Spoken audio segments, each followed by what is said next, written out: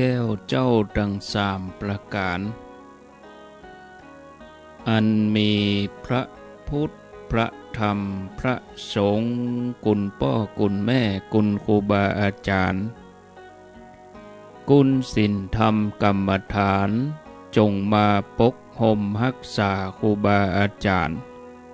พระเจ้าพระสงฆ์ทุกรูปปกห่มรักษาพอออกไม่ออกศรัทธาท่านสาธุชนคนดีผู้สนใจใฝ่ในธรรมทุกท่านขอถวายความเคารพแสดงความนับถือพระมหาเถระพระเถรานุเถระเจ้าคณะพระสังฆาธิการครูบาอาจารย์เจ้าที่เปิดวิทยุฟังอยู่ที่วัดที่วาเวลานี้จุตนจุองค์เจริญปอนศรัทธาญาติโยมท่านสาธุชนทุกคนทุกท่านที่เปิดวิทยุฟังอยู่ที่บ้านที่จองที่หอที่เฮือนธรรมะสวัสดีสวัสดีเมื่อค่ำยามแลงบ่าย3 โมงเป็นต้นไปเจิญท่านทั้งหลายได้รับฟังรายการสารธรรมยามแลงตามปกติแล้วญาติโยมก็จะได้ฟังช่วงมรดกธรรมพื้นเมืองแล้วช่วงบ่าย3นี้ก็จะเป็นท่านพระครูปลัดกิติพงศ์กิติโสภโนผู้ช่วยเจ้าวาดวัดสันขยอมอำเภอสันทรายจังหวัดเชียงใหม่บ่าย3 โมงถึง4 โมง4 โมงถึง5 โมงก็เป็นท่านพระครูวรธรรมนาถเจ้าอาวาสวัดหนองเหียงตำบลสันติสุขอำเภอเดอหลอจังหวัดเชียงใหม่แต่เนื่องจากว่าวันนี้พระคุณเจ้าถึง2 รูปท่านก็ติดภารกิจท่านพระครูปลัดกิติพงศ์ก็ไปงานพระราชทานเพลิงศพพระครูบุญศรีรัตนังก็จะมาช่วง4 โมงปุ้นก่อนก็เลยสลับเวลาท่านพระครูวรธรรมนาถเจ้าอาวาสวัดหนองเหียงเปิ้นก็คงจะมีศาสนกิจปิกมาคงบัดตันก็เลยแลกเวลาอาตมาภาพก็มาแทนท่านพระครูวรธรรมนาถแล้วก็แลกเวลาตัวเลยเข้ารายการก่อน3 โมงถึง4 โมงแล้วก็4 โมงถึง5 โมงก็จะเป็นท่านพระครูปลัดกิติพงศ์วัดสันขยอมวันนี้ก็แทนถึง2 อย่างแทนรายการประจำคือแทนท่านพระครูวรธรรมนาถแล้วก็แทนเรื่องเวลาโยกเวลามาเป็นบ่าย3ความจริงแล้วท่านพระครูวรธรรมนาถเปิ้นก็มีเวลา4 โมงถึง5 โมงปุ้นก่อนก็โยกเวลามาก็ญาติโยมความแน่นอนคือความบ่แน่นอนบางทีก็มีสลับซับเปลี่ยนกันพ้องบางทีก็มีเหตุจำเป็นก็บ่ว่ากันอาตมาภาพเองก็ท่ามไปไหนก็มาอยู่เป็นกู้ศรัทธาญาติโยมท่านทั้งหลายได้ถ้าปล่อยเวลาให้ว่างเว้นก็จะได้เวลาเนาะมาปะกันแล้วบ่เฮอได้ขาดแคลวเสียเวลาวันนี้จะอู้ถึงเรื่องทำบ่ถึงที่ดีญาติโยมท่านทั้งหลายก็ใครอู้ถึงเรื่องการทำดีสักหน่อยญาติโยมท่านทั้งหลายก็ตั้งไว้อยู่3 วิธีเนาะบางทีเฮาตั้งไว้3 คือวิธีทำงานที่ผิดแบบทำเท่าใดก็บ่ได้ดีที่ว่าผิดแบบนั้นจะว่าใจแบบผิดก็ได้หนึ่งทำบ่ถูกดีสองทำบ่ถึงดีแล้วก็สามทำบ่พอดีบ่ถูกดีบ่ถึงดีแล้วก็บ่พอดีเรื่องทำบ่ถูกดีเนี่ยศรัทธาญาติโยมอู้ง่ายๆก็คือเมื่อทำบ่ถูกดีมันก็บ่ได้ดีเนาะอันนี้ก็ยุติธรรมดีแล้วเพราะเมื่อบ่ถูกมันก็บ่ได้เนาะทีนี้พูดถึงเรื่องทำบ่ถึงดีนี่หรอหมายความว่าจะได้ก็หมายความว่าดีของงานนั่นอยู่ไกลอยู่เลิกล้ำไปแล้วเฮาทำไปบ่ถึงศรัทธาญาติโยมนะงานกูอย่างที่มันดีอยู่เฉพาะเนาะแต่ดีของงานแต่ละงานอยู่ตื่นอยู่เลิกบ่เท่ากันอยู่ไกลอยู่ใกล้บ่เท่ากันสมมติว่าอย่างงานซักผ้านี่ดีของมันก็อยู่ที่สะอาดเนาะความสะอาดเนี่ยเป็นตัววัดของงานซักผ้าแต่ว่าในบรรดางานซักผ้าด้วยกันนั้นการซักผ้า7 หน้าผืนหนึ่ง5 นาทีก็ถึงดีละเนี่ยก็คือถึงความสะอาดเพราะว่าผ้า7 หน้านั้นผืนน้อยอย่างนี้ก็ห้องว่าดีเนี่ยมันอยู่ใกล้ทีนี้ถ้าซักผ้า7 ตัวผืนหนึ่งก็จะต้องใช้เวลาเกินกว่า5 นาทีเพอๆก็เป็น10 นาทีบุ่นกว่าจะถึงกว่าจะดีกว่าจะได้ความสะอาดยิ่งซักผ้าห่มผ้านวมก็จะต้องใช้เวลาเมินไปแถมถึงจะเข้าถึงดีถึงจะเข้าถึงความสะอาดตกลงว่าเราจะไปถึงดีเนี่ยของการซักผ้าเนี่ยญาติโยมทั้งหลายผ้า7 หน้าใช้เวลา5 นาทีผ้า7 ตัวใช้เวลา10 นาทีแต่ถ้าเป็นผ้าห่มเป็นผ้านวมนี่ก็20 นาทีอีเนาะท่านผู้ฟังญาติโยมจะหันตัวที่อาตมาอู้นี่ก็ถ้ามาหันตัวก็แย้งมาได้เนาะเสนอความคิดมาได้ญาติโยมทั้งหลายงานแต่ละอย่างนี่เปิ้นก็มีดีของมันเนี่ยจะอยู่ตื้นอยู่ลึกอยู่ใกล้อยู่ไกลอันนี้มันก็บ่เท่ากันคนซักผ้า3 คน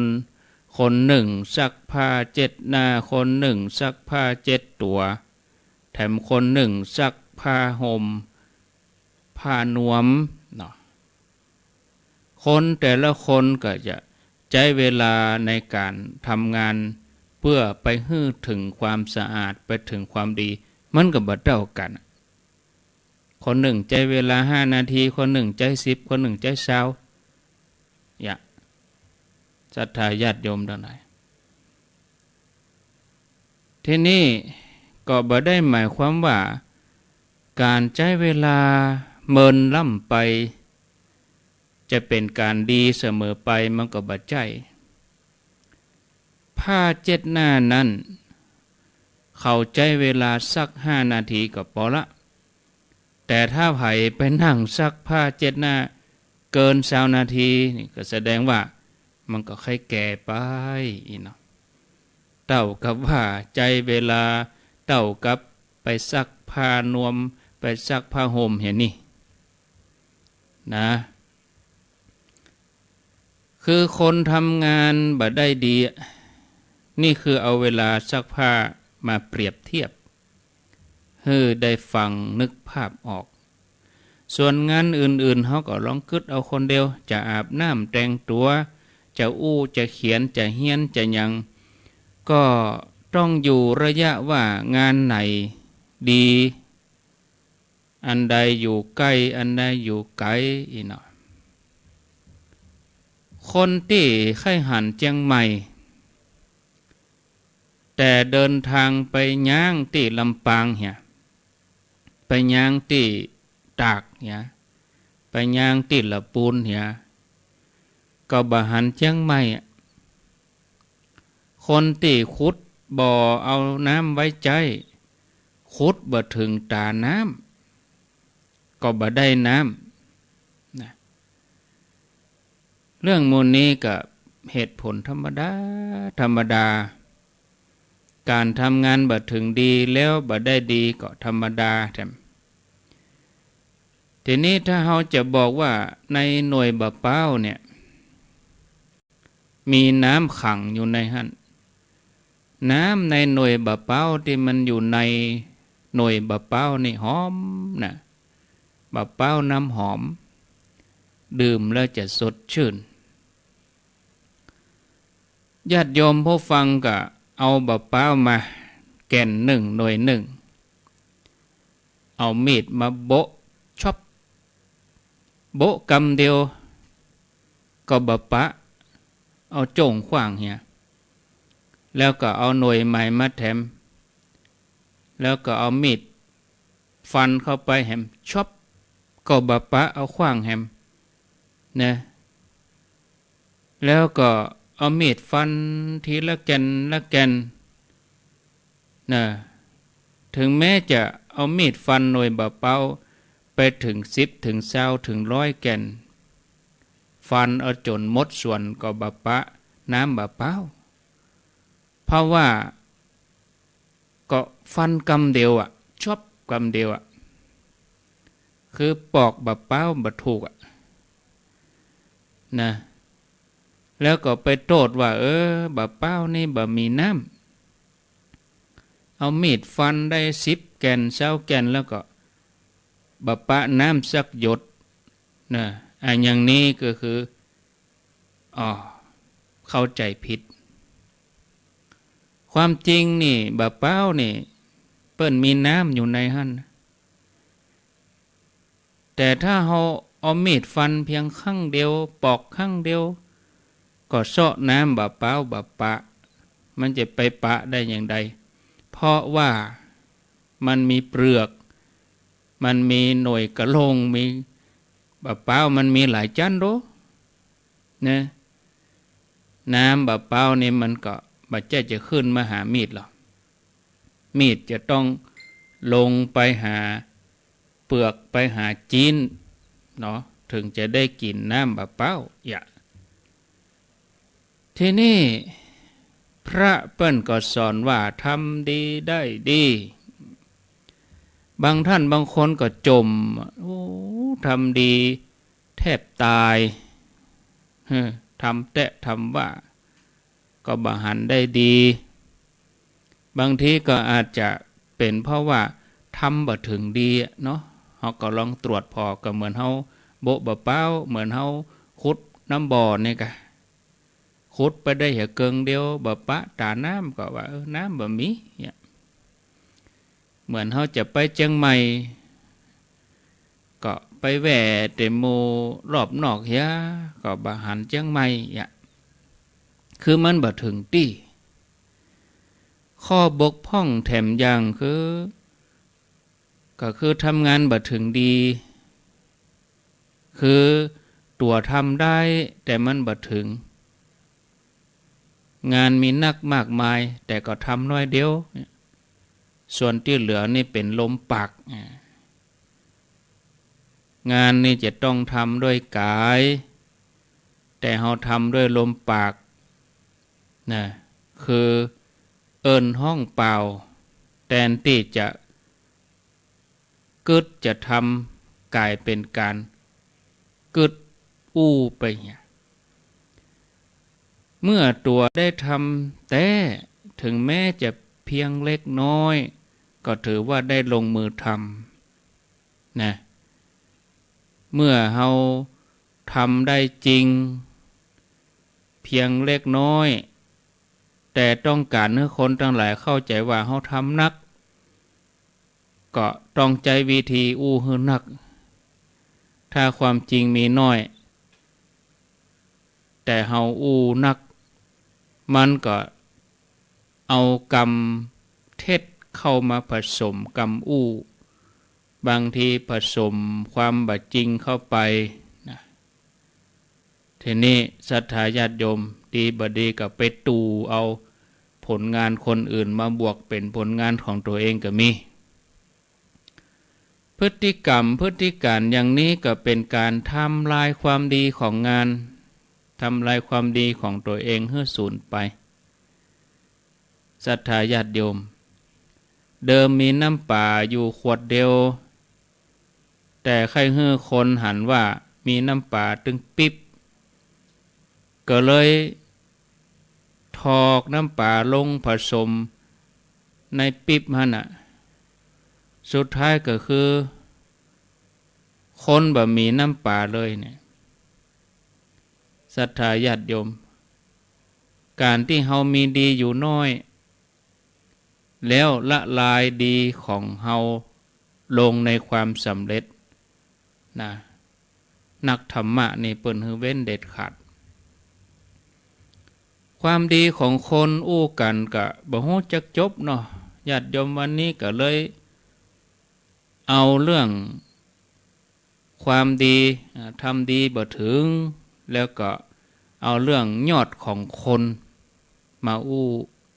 ให้ญาติโยมได้ฟังก็เป็นธรรมะเหมือนกันยอดของคนก็คือธรรมะคำว่าธรรมะ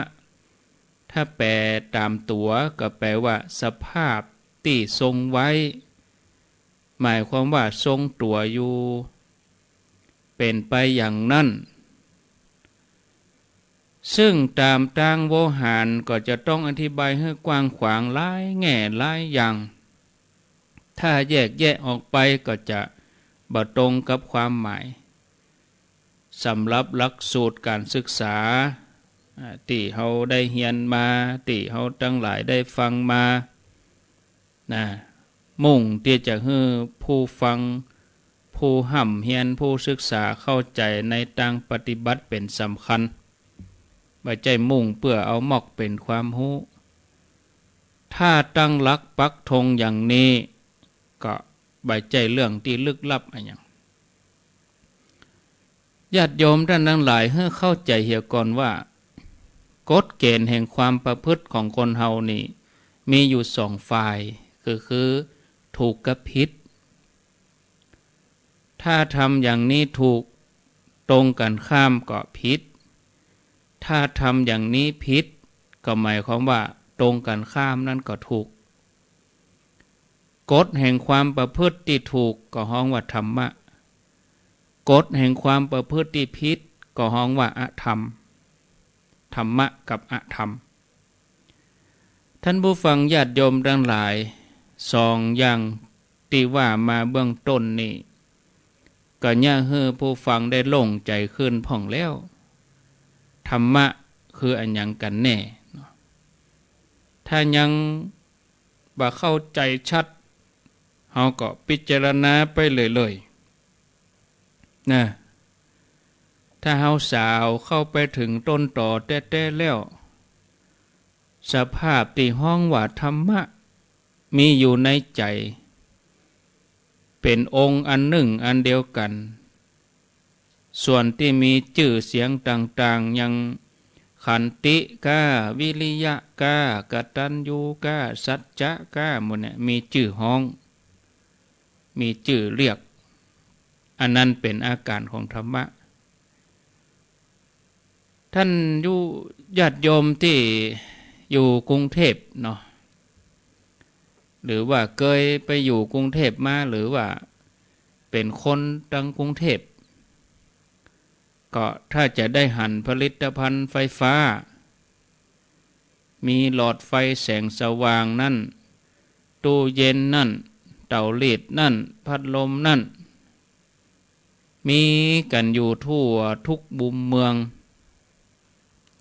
ถ้าเราย้อนไปเสาะต้นต่อของไฟฟ้าคนหนึ่งออกจากไฟฟ้าที่มันสว่างคนหนึ่งออกจากตู้เย็นคนหนึ่งออกจากเตารีดต่างคนก็ต่างเดินเข้าสู่จุดกำเนิดของไฟฟ้าแล้วกู้คนก็จะไปพบกันที่โรงไฟฟ้าพลังงานไฟฟ้าอันเดียวกันแต่ใจแสงสว่างก็ได้ใจเป็นพลังงานก็ได้คือความร้อนก็แปลงเตารีดคือความเย็นก็คือตู้เย็นเป็นแอร์เป็นพัดลมคือพลังงานคือแสงสว่างเนี่ยเป็นอะไรอย่างได้หมดได้หลายอย่างท่านผู้ฟังญาติโยมทั้งหลายทำความร้อนก็ได้ทำความเย็นก็ได้เนี่ยอันอย่างได้ทำหลายอย่างเมืองหนึ่งก็มีโรงไฟฟ้าหนึ่งโรงเมืองใดมีพลังงานไฟฟ้าบ้านเมืองก็เจริญเปล่งแจ้งธรรมะในตัวคนเฮาก็เหมือนกันมีธรรมะไว้แล้วจะเนี่ยอันอย่างจะเป็นอันอย่างก็ได้ขอให้มีธรรมะอยู่ประจำจะฮักกันก็ได้ฮักกันก็ฮักอย่างมีธรรมะจะไปดูหนังดูละครก็ได้ก็ดูอย่างมีธรรมะจะไปทะเลไปชายหาดไปเอี่ยวป่าเขาลำนาวไพก็ไปได้ไปอย่างมีธรรมะไปเป็นทหารไปเป็นตำรวจไปเป็นครูเป็นหมอเป็นนักเรียนเป็นพระเป็นโยมก็เป็นได้เป็นอย่างมีธรรมะตกลงว่าธรรมะนี่บังคับกับการดำเนินชีวิตของมนุษย์แต่กลับส่งเสริมกิจกรรมกิจการชีวิตประจำวันของทุกคนให้สมบูรณ์ขึ้นต่างจากอธรรมธรรมะนี่ยกให้สูงขึ้นอธรรมนี่ยกเนี่ยให้ต่ำลงนะมีบางคนคิดว่าคนที่มาตั้งสายธรรมะนี่เป็นคนที่คร่ำครึเก่าแก่คับแคบบัดรันการบัดรันกินเนาะข้อนี้นี่เป็นความจริง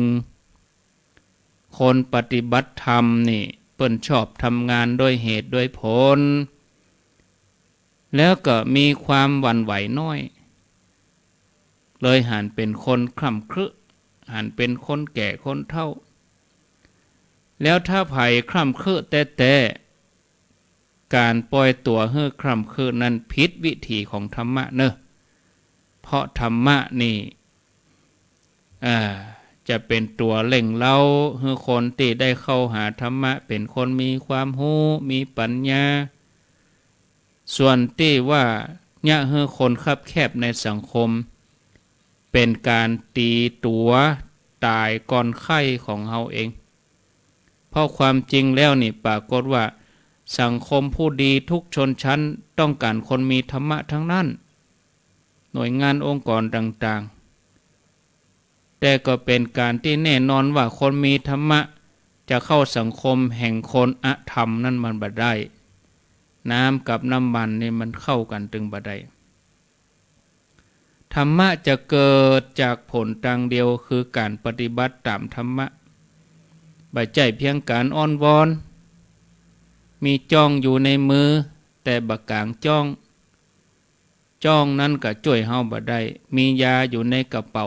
แต่บักกินยาก็ช่วยเฮาให้รักษาโรคบ่ได้ฉันใดการฟังธรรมะการเรียนรู้ธรรมะแต่บ่ได้ปฏิบัติธรรมะก็ช่วยบ่ได้การปฏิบัติธรรมะนั้นข้อสำคัญต้องพยายามดึงตัวขึ้นไปหาธรรมะบ่ใช่ทำบ่ได้แล้วไปชุดเอาธรรมะลงมาหาตัวคือตีความหมายให้หย่อนลงผลที่สุดตัวเองก็ บ่มีวันที่จะดีขึ้นเหมือนคนไข้อยู่ที่สูงแต่บ่ไข้ที่จะปีนป่ายบ่อยากตะเกียกตะกายไข้เฮือดอยนั้นมาหาตัวผลที่สุดก็มันก็ไปมาได้อย่างใดเฮาไข้ไปดอยเฮาก็ต้องพยายามศรัทธาญาติโยมท่านทั้งหลายอย่างที่ว่ามาแล้วธรรมะนี่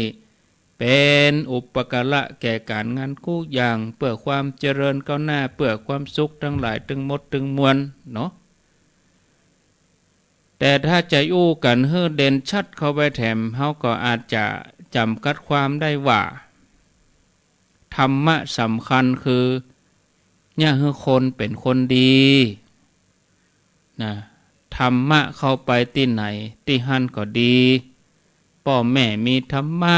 ก็เป็นพ่อแม่ที่ดีลูกมีธรรมะก็เป็นลูกที่ดีครูมีธรรมะก็เป็นครูที่ดีผัวมีธรรมะผัวดีเมียมีธรรมะเมียดีนะกู้แห่งที่มีธรรมะอยู่ความดีย่อมบ่สิ้นจากไปไหนแม้แต่คู่ต่อสู้ถ้ามีธรรมะก็ได้รับการชมว่าเป็นคู่ต่อสู้ที่ดีการเปิ่นแล้วก็การอย่างมีธรรมะพ่ายแพ้อย่างมีชัยก็ได้รับความเห็นใจจากผู้ที่ชนะผู้ชนะถ้าชนะอย่างมีธรรมะก็มีผู้สรรเสริญนะฉะนั้นญาติโยมธรรมะก็เลยได้รับการเรียกร้องจากทุกหนทุกแห่งตั้งแต่ในบ้านในวัดในครอบครัวตั้งแต่เศรษฐีไปถึงตุกตะวานิพกวานิจรรัฐสภานักร้องรัฐมนตรีอธิบดีกระทรวงผู้อำนวยการไปจนถึงพนักงานรัฐวิสาหกิจเอกชนไปจนถึงคุกถึงตารางไปถึงบทถึงวิหารทั่วทุกบริเวณความผิดพลาดของมนุษย์เฮานี่มีอยู่น้อยเดียวที่ว่ากูคนต้องการให้คนอื่นแสดงธรรมะต่อตัวเองแต่ตัวเองบ่ได้นำปานธรรมะแสดงต่อคนอื่นเนาะศรัทธาญาติโยมท่านทั้งหลายเหลียวพอเวลาแล้วก็3:30วันนี้มาเต้นเปิ่นบ่ได้เกียมตั๋วแต่ก็อู้ไปเนาะเพื่อให้ญาติโยมท่านทั้งหลายได้ฟังมอกพอให้พอดีท่านผู้ฟังก่อนที่จะมาอู้จากันนี้ก็ยกเรื่องราวมาเล่าให้ญาติโยมเขาฟังเหตุสักน้อยหนึ่ง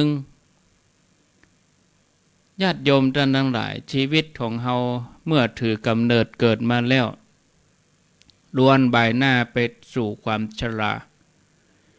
เวลาเฮามาเกิดเฮาก็มาคนเดียวเมื่อเฮาจะจากโลกนี้ไปเฮาก็ต้องไปตัวคนเดียวบ่ว่าจะเป็นละอ่อนเป็นคนใหญ่เป็นคนดีบ่ดียากจนมั่งมียศสูงเพียงใดก็ตามก็บ่มีไผที่จะปนเงื้อมมือปัญญามัจจุราชไปได้เหมือนดังป่อบุญศรีรัตนังที่จัดพระราชทานเพลิงศพไปตอนบ่ายนี้ภาคเจ้าเปิ้นมีพระราชพิธีภาคบ่ายก็3-4 โมงเมื่ออีกก็เผาแบบเมืองลากไปสุสานปัจจาปุ่นก็บ่ป้นศรัทธาญาติโยมนะทุกท่านผู้ที่มีสติเปิ้นก็ฮู้ว่าการมีชีวิตอยู่ร่วมกันของสรรพสัตว์นี่ก็เป็นเพียงการเกี่ยวข้องกันเท่านั้นนะเพราะตามธรรมดาของโลกนี่ย่อมมีการพลัดพรากจากกันไปเป็นธรรมดาเฮาพอหันชีวิตที่จากไปคล้ายกับผลไม้ที่สุกแล้วมันก็หล่นจากต้นหลุดจากขวนก็เลยมีความอะไรโศกเศร้า เมื่อมีเหตุมาประชิดตัวจิตจะต้องตั้งมั่นเบาหวั่นไหวเหมือนดังโพธิสัตว์เจ้าในการก่อนในสมัยนั้นโพธิสัตว์เจ้าถือกำเนิดเกิดเป็นลูกของพราหมณ์คนหนึ่งท่านเป็นผู้มีปัญญาก็สอนให้ผู้คนในครอบครัวเป็นผู้ประมาทเจริญมรณานุสติคือมันนึกถึงความตายอยู่เป็นนิดเพราะว่าทุกคนเกิดมาแล้วก็ต้องพลัดพรากจากกันไปโดยบ่มีนิมิตหมายอันยังให้มาปรากฏแล้วก็บ่มีไผสามารถกำหนดวันเวลาว่าจะจากโลกนี้ไปเมื่อใดโพธิสัตว์เจ้าก็เลยแนะนำผู้คนในบ้านให้เกียมใจไว้เมื่อมรณะภัยมาถึงหรือเกิดขึ้นแก่ผู้หนึ่งผู้ใดจะได้บ่ต้องโศกเศร้าเสียใจวันหนึ่งโพธิสัตว์เจ้าพร้อมกับพราหมณ์ผู้เป็นป่อได้ออกไปไถนาตั้งแต่เวลาเจ้าป่อก็ไถนาไปส่วนท่านโพธิสัตว์เจ้าก็เผาหญ้าอยู่แมะใกล้ๆหันมีงูเห่าตัวหนึ่งเลื้อยออกมาเพราะว่าโพธิสัตว์เจ้าเปิ้นเผาขี้หญ้าเผาคันนาเผาป่าสันให้สันนางูนี่ก็กลัวไฟเผางูนี่ก็โคตรงูเห่าชกไปที่โพธิสัตว์เจ้าโพธิสัตว์เจ้าเมื่อรู้ว่าโดนงูปิดชกงูกัดท่านก็ห้องป่อมาช่วยป่อช่วยกามงูคบผู้เป็นป่อก็ล่นมาพอแต่ก็บ่รู้ว่าจะช่วยยังได้ประเด็นนี้ปิดงูไปตามกระแสเลือดแผ่ซ่านไปทั่วร่างกายเสียแล้วเข้าสู่หัวใจแล้วผู้เป็นป่อก็หานว่าลูกเฮานี่บ่รอดแล้วก็เลยบอกให้ลูกตั้งสติไว้ให้ดีโพธิสัตว์เจ้าที่เป็นลูกพราหมณ์ท่านก็เจริญมรณานุสติเป็นผู้ประมาทอยู่แล้วปฏิบัติอยู่ในอาการอันสงบบ่ได้ทุรนทุรายคร่ำครวญสงบนิ่งจนหมดลมหายใจเมื่อละโลกไปแล้วด้วยจิตผ่องใสด้วยอำนาจบุญที่สั่งสมมาก็ไปสู่สุคติโลกสวรรค์อยู่จันดาวดึงส์เมื่อพราหมณ์หันว่าลูกเสียชีวิตลงแล้วก็บอกให้คนที่เดินทางผ่านมาว่าขอช่วยไปบอกคือตั้งบ้านตั้งจองกรรมบอกว่าให้กุคนเนี่ยนุ่งขาวเน้อแล้วก็เอาดอกไม้ของหอมเอาอาหารมาสำรับเอาไว้กินคนเดียวก็เปาะคนที่ฝากข่าวนั้นก็เข้าไปในบ้านแจ้งให้คนทั้งบ้านฮู้แล้วกุคนก็เห่งมาจัดการตกแต่งดาเหมือนอย่างที่พราหมณ์บอกคือนุ่งขาวเฮียเอาเข้าตอกดอกไม้ของหอมอาหารมาช่วยกันยกร่างของโพธิสัตว์เจ้ายองไว้ที่เชิงตะกอนจุดไฟเผาเหมือนต้นไม้ต้นหนึ่งต้นโดยที่บ่มีภัยโศกเศร้าบ่มีภัยให้เพราะว่าทุกคนเจริญมรณานุสติเป็นประจำโพธิสัตว์เจ้าอันเป็นพญาอินทร์อยู่บนท้องฟ้าเป็นดาวสกเทวราชใครลองใจกู้คนใครลองใจครอบครัวก็เลยแถลงตัวมาเป็นพราหมณ์แก่คนหนึ่งทำทีทำท่าว่าเดินผ่านมาแถวนั้นแล้วก็ถามพราหมณ์ผู้เป็นป่อว่าลูกบ่าวของท่านตายเป็นจะใดถึงบ่เศร้าเสียใจพวกท่านรังเกียจลูกกาพราหมณ์ผู้เป็นป่อได้ฟังอย่างอั้นก็บอกเหตุที่บ่โศกเศร้าว่าลูกของเฮาเนี่ยได้ละทิ้งสังขารอันคร่ำคร่าประหนึ่งงูลอกคาบเมื่อสรีระใจสอยไปแล้ว ว่าจำเป็นแล้วต้องละทิ้งแม้หมู่ญาติกำลังเผาเขาอยู่เขาก็บ่ฮู้ถึงความโศกเศร้าของคนในครอบครัวคติอันใดของเขามีอยู่เขาก็ไปสู่คติอันนั้นท้าวสักกะเทวราชซึ่งอดีตชาตินั้นก็เป็นลูกนะเป็นโพธิสัตว์เจ้าก็มาถามผู้เป็นแม่พ่องลูกของท่านตายถึงคนหัวอกของแม่นี่ย่อมร้องไห้แล้วทำไมท่านถึงบ่ร้องไห้เพราะธรรมดาความเป็นแม่ย่อมฮักลูกบ่ใจกาความอะไรที่มีต่อลูกมีไหนหมดแม่ต้องฮักลูกนักกว่าพ่อกะนางประมณีก็ตอบว่าเขาเป็นลูกของเฮาก็จริงแต่เมื่อเขามาฉันก็บ่ได้เจิญเขามาเวลาเขาจะไปฉันก็บ่ได้อนุญาตให้เขาไปเขามาอย่างใดเขาก็ไปอย่างนั้นเป็นจะได้ฉันถึงร้องไห้ถึงคนที่จากไปแล้วถึงแม้น้ำตาฉันจะเต็มน้ำคุแล้วเอาน้ำตาของฉันนี่ไปหดร่างของลูกของฉันก็คงจะบ่ฟื้นขึ้นมาล่ะท้าวสักกะเทวราชฟังอย่างอันแม่เฮาเข้าใจดีมีธรรมะไปถามน้องสาวพ่องอันนี้เธอเป็นอย่างเป็นน้องสาวคนตายธรรมดาน้องสาวต้องฮักอ้ายกะเธอจังอ้ายกะบ่ชอบอ้ายกะลู่สมบัติกันกะ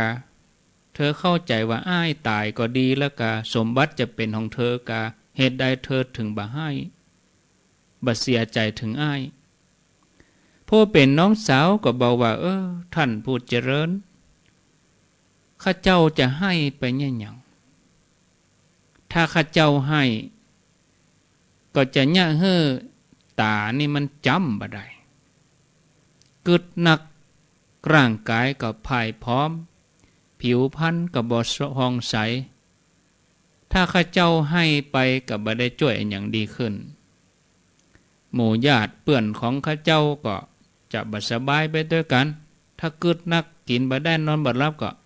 เอาไปเอามาก็อย่ามาตุกไปแถมประเด็นนี้ไฟเผาอ้ายของข้าเจ้าอยู่ขนาดไฟไหม้เนี่ยถ้าอ้ายข้าเจ้าหู้คงจะลุกล่นนะกะเพราะมันฮ้อนแต่ประเด็นนี้อ้ายของข้าเจ้านอนเฮ้อไฟเผาอยู่นี่ก็แสดงว่าบ่ฮู้สึกย่อมบ่ฮู้ถึงความโศกเศร้าของข้าเจ้าแล้วก็หมู่ญาติฉะนั้นข้าเจ้าก็ให้ไปเนี่ยหยังนั่นท้าวสักกะเทวราชได้ฟังคำตอบของน้องสาวแล้วก็พอใจพ่อแม่มีธรรมะน้องสาวมีธรรมะก็มาถามสี่ภรรยาพ่องอันนี้เธอเป็นอันอย่างกับคนตายนี่คนตายนี่เป็นสามีของข้านี่เนาะท้าวสักกะเทวราชก็ถามแถมว่านางผู้เจริญธรรมดาสตรีผู้เป็นภรรยาย่อมมีความเสน่หาในสามีบัดนี้เธอเป็นหญิงไม้ไร้สามีบ่มีที่ปึ้งเพราะเหตุใดเธอถึงบ่ร้องไห้ถึงสามีนางพรหมณีผู้เป็นภรรยาก็ตอบว่าที่ข้าเจ้าบ่ให้นี่นะเพราะข้าเจ้าเกิดว่าผู้ที่เศร้าโศกถึงคนที่ล่วงลับไปแล้วก็เหมือนกับละอ่อนให้เอาเดือนเอาตะวันจะเอาบะเดียวนี่ให้เอาเดือนที่อยู่บนฟ้ามันเป็นไปไม่ได้ตอนนี้สามีของข้าเจ้าถูกไฟเผาบรรดาหมู่ญาติก็แวดล้อมนั่งดูตัวเขาก็บ่ฮู้สึกเลยว่าตัวข้านี่มีความโศกเศร้าจะใดฉะนั้นดิฉันก็เลยบ่ร้องไห้ เพราะการร้องไห้ก็เปล่าประโยชน์ท้าวสักกะเทวราชได้ฟังกรรมของภรรยาแล้วก็ไปถามคนใจแถมว่าอันนี้เหรอเป็นอะไรอย่างกับเขาข้านี่เป็นคนฮับใจเปิ่นมาเมินแล้วคนตายเนี่ยก็เป็นเจ้านายของข้าพเจ้าถ้าอย่างนั้นเธอคงจะโดนบุบโดนตีก็เจ้านายที่ตายนี่ถ้าจะเขเธอทำงานนักก็เธอจังเจ้านายกะจะได้เธอถึงบ่ให้ดีใจก็ฮะนี่คนใจก็ว่าโอ้ท่านผู้เจริญบ่ใจอย่างอันเนอนายของข้าเจ้าเนี่ยเป็นคนดีมีเมตตามีอันยังเปิ้นก็ปันเฮอกินมีความเมตตากรุณาต่อข้าเจ้าแต่อย่าว่าแต่อู้เลยใจเนี่ยข้าเจ้าบัดได้จังอย่างเปิ้นสักอย่างเปิ้นฮักข้าเหมือนลูกเปิ้นนะอ๋อปัญญาอินก็ถามแถมว่าแล้วเป็นจะใดเธอถึงบ่าให้ฮักเปิ้นอย่างอันน่ะคนใจก็ว่า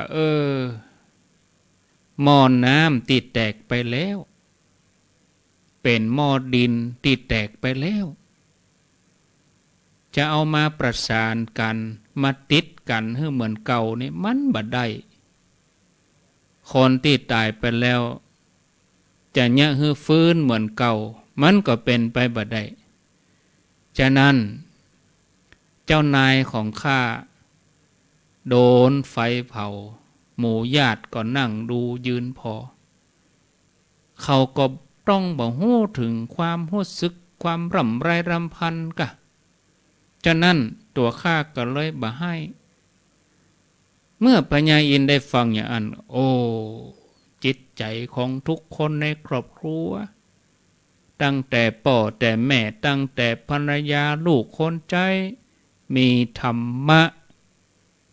มีใจเบาหวั่นไหวตั้งอยู่ในความประมาทมันเจริญมรณานุสติจนเป็นอุปนิสัยจากนั้นพญาอินทร์ก็เลยมอบของมีค่าให้แก่ครอบครัวเพื่อมีชีวิตอยู่อย่างสุขสบายแล้วก็บอกว่าท่านทั้งหลายทุกท่านได้เจริญมรณานุสติแล้วอันนี้เฮาเนอะบัจเจพรามแต่เป็นพญาอินทร์ท้าวสักกะเทวราชอยู่บนสวรรค์ปุ๊บก็เป็นลูกของท่านนี่แหละแต่นี่ต่อไปเมื่อท่านทั้งหลายมีทรัพย์สมบัติแล้วอย่าประมาทให้มันทำบุญรักษาศีลภาวนามันเจริญมรณานุสติเป็นประจำจากนั้นพญาอินทร์ก็ปิกขึ้นสู่สวรรค์จากเรื่องราวที่เล่าให้ฟังนี่ญาติโยมผู้มีปัญญาย่อมบ่เศร้าโศกเมื่อถูกความทุกข์มารุมเร้าเมื่อถูกความทุกข์เกิดขึ้นย่อมสามารถใช้ปัญญาโดยแยบขายพิจารณาเพื่อหาความหลุดพ้นแล้วแสวงหาประโยชน์จากการสูญเสียจากการพลัดพรากนำสิ่งเหล่านั้นมาเป็นอุทาหรณ์สอนตัวเองอย่าให้ตัวเองเป็นผู้ประมาทในการดำเนินชีวิตเฮ่งที่จะประพฤติปฏิบัติมุ่งสู่กายวาจาใจที่สะอาดสงบเพื่อหลุดพ้นจากกิเลสอาสวะอันเป็นหากเหง้าของความทุกข์ทั้งหลายดังนักปราชญ์ได้กล่าวไว้ปัญญาอันสูงสุดคือปัญญาที่ได้ชำระล้างกิเลสเป็นปัญญาเพื่อความหลุดพ้นจากภพน้อยใหญ่มุ่งสู่ที่สุดแห่งธรรมเพื่อการเข้าถึงพระนิพพานอาตมาภาพได้จัดรายการมาอุจามาหันว่าเหมาะสมพอดีกับเวลา เหลือเวลาแถม10 นาทีโอ้ไว้เหมือนกันนี่ญาติโยมกะขอได้แจ้งข่าวสารเหี่ยสักหน่อยหนึ่งข่าวสารกับวันที่14 กันยายนซึ่งเป็นวันเดือน12ออก8 ค่ำตามจารีตเหตุหอยงานเดือน12นี่เขาก็จะตานขันเข้าตานทำป่อแม่บรรพบุรุษทั้งหลายเนาะญาติโยมท่านทั้งหลายเนาะทีนี้ก็ในวันที่14 กันยายนนี่ทางคณะสงฆ์ผู้ที่ไปทำงานบริเวณที่ม่อนพระศรีสองเมืองดอยนางแก้วดอยนางแก้วนี่ก็อยู่ระหว่างเจียงใหม่เจียงไฮ้อยู่ระหว่างเส้นทางดอยสะเก็ดเวียงปะเป้าเวลาเขาจะไปเจียงไฮ้เขาก็ผ่านท่านนะเขาจะมาเจียงใหม่เขาก็ผ่านท่านนะอีนะแต่ก่อนนี่ก็ถนนก็บ่ค่อยดีต่อใดเนาะบัดเดี๋ยวนี้ถนนดีวิ่งได้สบายศรัทธาญาติโยมท่านทั้งหลายนะถนนดีมากเลยมันต้องโทษเนี่ยจบก่อนกะเย็นไว้โยม ฟังโทษเนอะจะแห้งๆเร็วๆเหตุก่อนนี่เดี๋ยวไปโทรหาท่านพระครูประหลัดปุ่นก็ได้รู้เนาะใจเย็นๆเดี๋ยวก่อนกาทีนี้ก็วันที่14นี่ต่างคณะทำงานที่เปิ่นไปสืบเจตนาเนาะของพระมหาเถระ2 รูปคือพระเดชพระคุณพระสุนทรปริยัติวิกรมหรือว่าท่านเจ้าคุณมหาทรัพย์นรินทร์โทซึ่งเดิมเปิ่นก็จัดรายการวิทยุนี้นะคนฟังนักเปิ่นจัดรายการร่วมกับท่านเจ้าคุณพระศรีธรรมนิเทศวัดสันปะคอยหรือว่าท่านพระมหากมลชุตินทโลรายการปฏิบทองเนาะแล้วก็น้อมอุทิศบุญให้กับพระเดชพระคุณพระเทพวิสุทธิคุณอดีตเจ้าคณะจังหวัดเชียงใหม่วัดบุพพารามเดิมหลวงพ่อพระครูมงคลศิลวงศ์อดีตเจ้าคณะอำเภอดอยสะเก็ดซึ่งพระเถระทั้ง2 รูปนี้เปิ้นก็ไปสร้างศาลาพระศรีสองเมืองแล้วก็ประดิษฐานพระศรีสองเมืองไว้ที่ระหว่างรอยต่อเจียงไฮ้เจียงใหม่บริเวณดอยนางแก้วทำกันมาหลาย10 ปีเริ่มตั้งแต่ปี2520นะแล้วก็วันที่14เนี่ยทางญาติโยมทางคณะสงฆ์เปิ้นก็จะตานทำตานสั่งตานขันเข้าอีกก็ทยอยกันไปตั้งแต่8 โมงเกิง9 โมงจนถึง5 โมงแรงนะบ่ได้เป็นกิจกรรมรวมตัวกันแต่อย่างใดเนื่องจากว่าทยอยไปไปถึงก็ตานแล้วก็ปิกไป8 โมงก็ตาน8 โมงไป9 โมงก็ตานปิกดาขัวลูกบ้านไปก็ได้หรือบัดสะดวกไปวันนั้นก็ตลอดทั้งเดือนตั้งแต่วันที่7 กันยาเป็นต้นไปหมายความว่าตั้งแต่เดือน12ออกค่ำจนถึงเดือน12ดับไปตานได้ตึงวันแต่ว่าวันที่14นี้เปิ้นกำหนด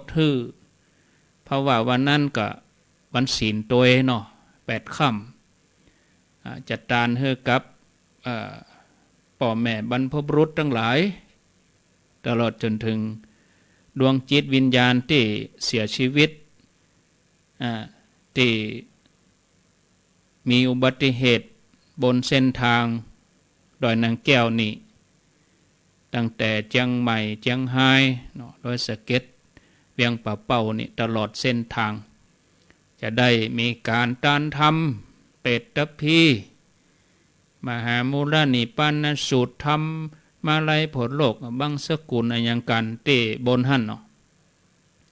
ก็เจิญจวนเนอะญาติโยมวันที่14ถ้าบ่ได้ไปก็เปิ้นก็จะมีการถ่ายทอดตี104นี้เปิ้นเป็นแม่ขายฮื้อเนาะ FM 104.50 เป็นแม่ข่ายในการถ่ายทอดเสียงให้ฟังทั้งภาพและเสียงครั้งแรกที่ไปเนี่ยโธ่ใจเครื่องปั่นก็เดี๋ยวก็เติมน้ำมันเดี๋ยวเราเหม็นควันน้ำมันเคี่ยงดังตุ่มใจเครื่องปั่นไฟแต่เดี๋ยวนี้สบายไฟฟ้าก็ขึ้นแล้ว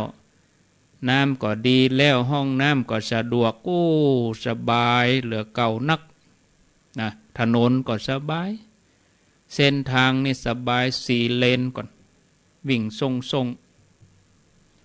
เอาแล้วเนาะเอาแถม6 นาทีจะโทรก็โทรเลยอนุโมทนากับป่อบุญธรรมแม่บัวเหลวนายสุรชาติกรัญญาหมู่11 ควงเปาอันนี้ร่วมมา200 บาทที่พระศรี2 เมืองแม่ฟองจันทร์เขียวนอเมืองบ้านดอยน้อยพร้อมลูกหลานทั้งหลายแถม100 บาทแม่ทิติมาโชติยสิทธิ์ปากตังเจริญแถม100 บาทอนุโมทนาได้สัก2 ท่าน 3 ท่านนี่กะเจ้ากราบนมัสการเจ้าท่านพระครูเจ้าจากแม่ขันแก้วไม่อายเจ้าประเดี๋ยวไม่อายแม่ขันแก้วเนาะโถบันไดกระตึ้งบันไดวันนี้ผมเป็นสายแหลกเป็นยังขอหลบมานโมทนาตัวนี้เจ้าที่จะได้พร้อมตาเปิดอูเนอะนึงมีอยู่จะไปกับเจ้าฮะก็เดี๋ยวก็เปิ้นก็อู้กันอยู่กะเปิ้นกำลังอู้กันอยู่ยังมันปุ่นหลวงพ่อจะเอามางานใหญ่ปิดท้ายปุ่นอันนี้คือศรัทธาเขามาก่อนแม่จงดีเขาก็จะมาอยู่กะตัวแทนลองไปอู้กันเนอะลองไปสื่อสารกันเองเนาะอันนี้บอกฮู้ว่าไผมาย่ำฮู้เตี่ยเดี๋ยวนี้ออกข่าวกันไปก่อนบัดเจ้เขารวมกันหลายหรอตานแล้วก็ปิกตานแล้วก็ปิกหรอโมทนารูปแบบก็อธิบายไปแล้วเนาะเจริญปนครับว่าสาเจ้ากุลาวเนอะท่านพระครูในรถนะก็อยู่ใกล้หันก็ไปเหตุสักวันกาอันเขาไปแล้วเขาบอกเพื่อเขาไปมาเขาจะมาถามเนี่ยว่าไปก็ไปหูจะได้ถูกเขาไปกูยังเหมือนจวนอีเนาะอู้กันเหียกะเนอะอู้กันเหียกำนั่นกะอยู่บ้านหันเจ้าตีโทรตึงเดี๋ยวนี้นะถ้าเป็นเมื่อวันมาอีไม่โทรได้เต็มใส่จัดดีถ้าเมื่อคืนเป็นโจตึงได้ยินไผ่หรอสัญญาณมันบ่ดีนะกะเมื่อคืนน่ะเจ้าจังเฮาน่ะกะแม่วันก็ตาเป่งน้อยกะเมื่อคืนก็เป็นมัวๆฟังๆกะนั่นกะคุณจุ่มได้ยินไผ่แล้วอีไหลไหนก็ได้อีกเป็นยังอ่ะเนาะเจ้าเมื่อคืนก็ฟังหั่นกะถ้าเขาจวนนะมันมีที่ฟังอยู่แล้วก็ดอยหมอกก็มีแล้วแม่ขจานโมเดิร์นนั่นก็มีลูกนะแม่ขจานโมเดิร์นนั่นมันตึงได้ยินแต่ฟังงานตุเจ้ามันกูบ้า40,000กูบ้าสมานเขานะก็ได้ยินกันนะเปิ่นยังได้ยินกันต่อเสาขึ้นเห็นน้อยกะขนาดบ้านเขาตื้อตันอีชุกไหนชมไหนก็ได้จ้างเสาะหาน้อยก็ยังเขาไปเสาะเฮ็ดนะกะมาจ้างเสาะมันไปปะจะได้แต่ยินดีเนอะเจ้ากับวิชาเด้อหมดเวลาได้เห็น2 สายวะไว้อินดูวันนี้มาแตนเปิ่นลาไปก่อนเด้ออายุวันโนสุขังปลัง